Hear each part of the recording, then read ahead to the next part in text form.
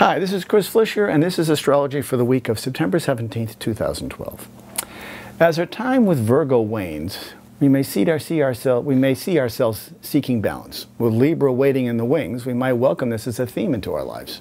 Saturn, the great taskmaster, has been lingering at the edges of Libra, where it has visited since October of 2009.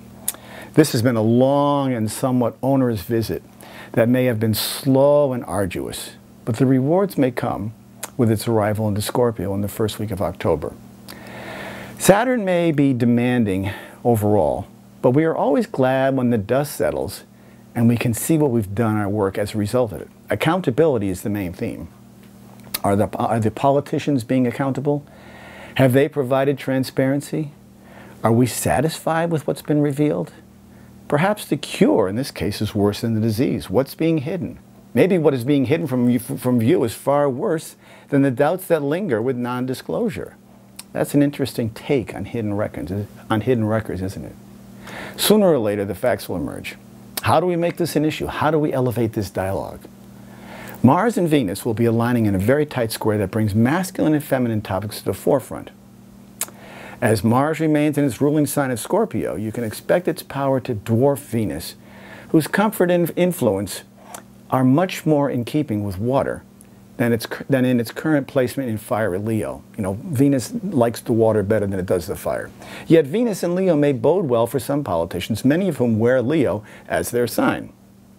Venus can sweeten the dialogue and shed a glow on any sign that it visits for the most part.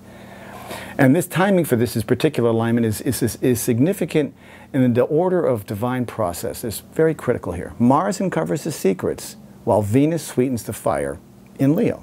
Both Leo and Scorpio are fixed signs that rarely bend.